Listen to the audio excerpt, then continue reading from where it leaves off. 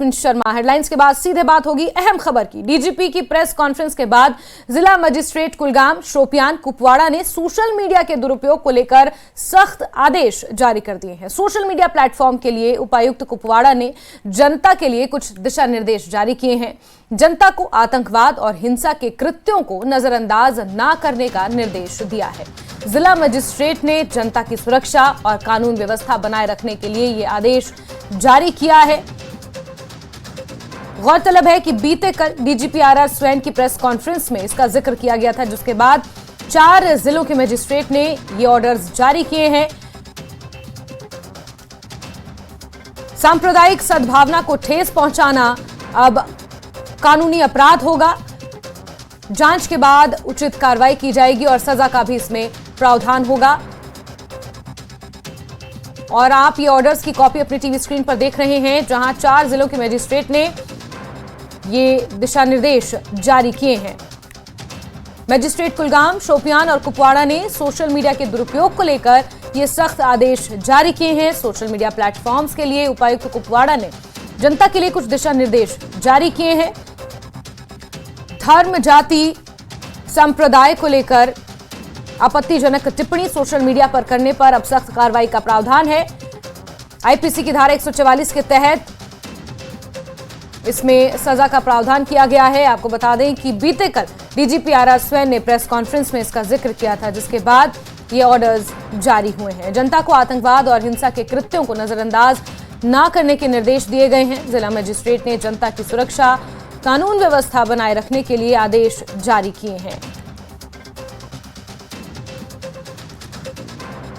जिला कुपवाड़ा में आज जिला मजिस्ट्रेट कुपवाड़ा आयुषी सुधान ने एक हुक्मनामा जारी करते हुए कहा कि जो भी लोग दहशतगर्दी या अलहदगी पसंद नजरियात के प्रचार के लिए काम करते हैं, यानी कि सोशल मीडिया को अलहदगी पसंद नजरियात और दहशतगर्दी के लिए यूज करते हैं और उसका प्रचार करते हैं, उसके खिलाफ सख्त कानूनी कार्रवाई की जाएगी। हवाले से उन्होंने सेक्शन 144 CRPC 1973 का हुक्मनामा जारी किया है और उन्होंने इसमें कहा कि जो भी दहशतगर्दी की कार्रवाइयों की तारीफ करता है, अफराद को डराता है, तशद्दुद को हवा देता है, अदम इत्मीनान या नफरत फैलाता है या जिला के अंदर मजहबी इख्तिलाफात को फरोग देता है, उनके खिलाफ कार्रवाई होगी। तो बिल्कुल आपने यहाँ साफ सुना। हमारे सहयोगी याह्या ने भी इस बात की जानकारी दी है कि किस तरह से सोशल मीडिया के दुरुपयोग करने को लेकर यहाँ पर आदेश जारी हुए हैं। जो भी इस तरह का भ्रामक प्रचार सोशल मीडिया के जरिए खासतौर पर करेगा, उसे बख्शा नहीं जाएगा। सांप्रदायिक सद्भावनाओं को ठेस पहुंचाने का काम अगर सोशल मीडिया के जरिए किया जाएगा तो उसको लेकर खास दिशा निर्देश यहां पर डिस्ट्रिक्ट मजिस्ट्रेट कुपवाड़ा ने जारी किए हैं। उसकी कॉपी आप इस वक्त अपने टीवी स्क्रीन पर देख रहे हैं। बीते कल डीजीपी आर स्वैन की प्रेस कॉन्फ्रेंस में भी इसका जिक्र किया गया था। जिस तरह से सोशल मीडिया पर भ्रामक प्रचार किया जाता है, लोगों की भावनाओं को उकसाया जाता है, सांप्रदायिक दंगे फैलाने का काम भी सोशल मीडिया के जरिए पूर्व में होता रहा है और आगे आने वाले समय में इस तरह की हरकतों पर लगाम लगाई जा सके, इसको लेकर यहां पर एक बड़ा कदम उठाया गया है। और इसी के साथ 4 जिलों के मजिस्ट्रेट ने ये ऑर्डर्स भी जारी कर दिए हैं।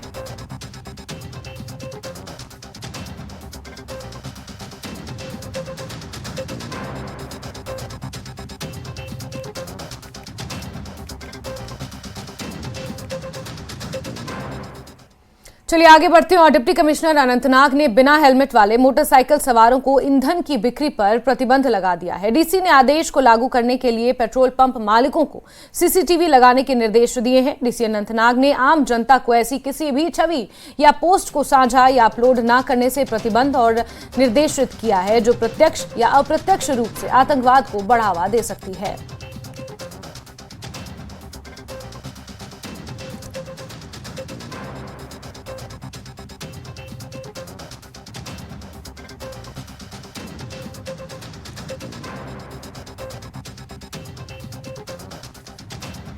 तो सोशल मीडिया के दुरुपयोग को लेकर खास तौर पर ये आदेश जारी किए गए हैं। इससे पहले हमने आपको खबर बताई थी कि अनुच्छेद CRPC की धारा 144 के तहत कानून में प्रावधान किया गया है और सोशल मीडिया के जरिए अगर भ्रामक प्रचार किया जाए, सांप्रदायिक भावनाओं को ठेस पहुंचाई जाए तो उसके खिलाफ सख्त कार्रवाई का प्रावधान है। इसका जिक्र किया है डीजीपी आर स्वैन ने बीते कल अपनी प्रेस कॉन्फ्रेंस में।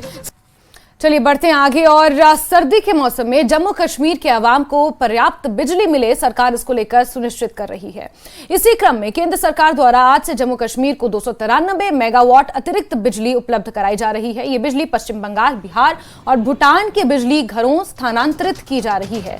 गौरतलब है कि जम्मू कश्मीर मुख्य रूप से जल विद्युत ऊर्जा पर निर्भर है। सर्दियों के दौरान नदियों में जल स्तर कम होने के कारण इसके उत्पादन में कमी का सामना करना पड़ता है और इसलिए सर्दियों के दौरान लगभग 85% बिजली की आपूर्ति थर्मल यंत्रों से होती है। लेकिन अब एक बड़ा कदम यहां पर उठाया जा रहा है, जहां अतिरिक्त बिजली जम्मू कश्मीर की आवाम को मुहैया कराई जाएगी। पश्चिम बंगाल, बिहार और भूटान से ये बिजली स्थानांतरित की जाएगी और सर्दियों में लोगों को राहत मिल सके, इसके लिए ये एक बड़ा सराहनीय कदम उठाया जा रहा है।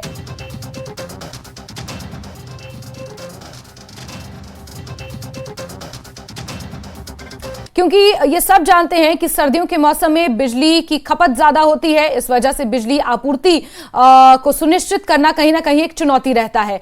लेकिन अब 293 मेगावाट की अतिरिक्त बिजली यहां पर लोगों के लिए पहुंच रही है, खुशी की खबर है।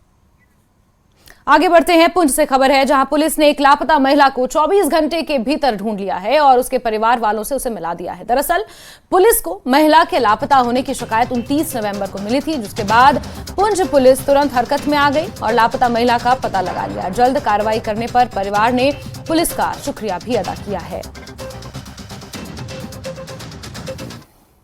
बानीपोरा जिले के रखेईशम सोनावरी इलाके में अज्ञात लोगों ने सेब के बगीचे को नुकसान पहुंचाया है। स्थानीय लोगों के अनुसार अब्दुल रशीद पारे के सेब के बगीचे में कुछ बदमाशों ने कई पेड़ काट डाले हैं। इस तरह बाग मालिक की 15 साल की मेहनत बर्बाद हो गई है। पीड़ितों की मांग है कि दोषियों के खिलाफ अब सख्त कार्रवाई की जाए। ये दिख रहा है कि क्या हालत की इस बाग की, ये मालिक ही जानता है कि इसके पीछे कितनी मेहनत लग रही है। लेकिन जब हम सुबह यहाँ आ पहुँचे, हमें कटाई करनी थी इसकी, तो हमने दरवाज़ा जब खोला, यहाँ पर ताला लगा हुआ था। जब हमने दरवाज़ा खोला तो हमने ये पाया, देखा कि यहाँ पर खस्ता हालत थी। यहाँ पर दरख्त तोड़ दिए, हमारे सारे दरख्त तोड़ दिए, हम पर बहुत जुल्म हुआ है। अब हम चाहते हैं कि हमारे साथ इंसाफ हो। ये जिसने भी दरिंदाना हरकत की है वो उसकी जांच पड़ताल हो। तो ये बताएं, कितने दरख्त आपको लग रहा है यहाँ पे काटे गए हैं? कितना बड़ा बाग है ये कितने दरख्त काटे गए हैं? ये 2 कनाल बाग है कुल, तकरीबन निस्फ बाग इसकी तबाह हुआ है। निस्फ बाग यहाँ पर तबाह बर्बाद हुआ है। या आप देख ही रहे हो, विजुअल्स देख लो, आप खुद ही देख लो कि क्या हालत की गई है इस बाग की।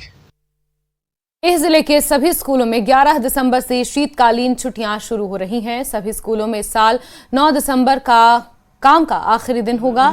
शीतकालीन अवकाश के बाद 1 मार्च को स्कूल दोबारा खुलेंगे।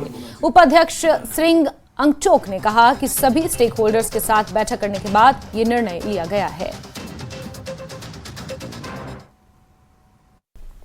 ngata daksai ka meeting chusatini yu thak chatanyale ngata school la lotaon la guntu se gongseng mo guni chuti wo thore last date po ngata tari gui ja chusminyale teja saturday charuk tene chukshik na pala ngata tari chukshik na pala ngata guni chuti wo daksai ka thak chatse school class sangma nyale ngata nursery na tase chungis ba takpa tore nya po ICD sang ngata nya po chuti chache zeno inna zo ngata khwal ta je ngamchot la ta tari tukna pala chuche se gae tozur jik jospin innang daksa golden card na card mama pa chone jo de dal। खबरें जारी, लेकिन वक्त एक छोटे से break का।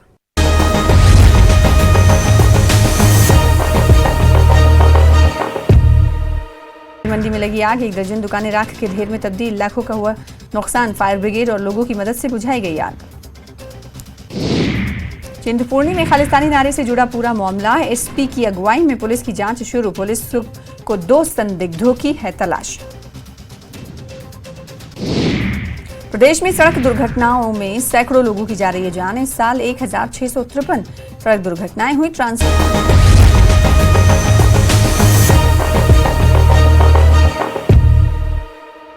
Break के बाद आगे बढ़ेंगे। श्रीनगर में वाहनों की आवाजाही में भारी वृद्धि देखी जा रही है। सड़कों पर वाहनों की लंबी लंबी कतारें लग जाती हैं। शहरियों ने श्रीनगर में यातायात प्रबंधन की कमी के बारे में शिकायत की है, जिसके कारण सड़कों पर अक्सर ट्रैफिक जाम होता है।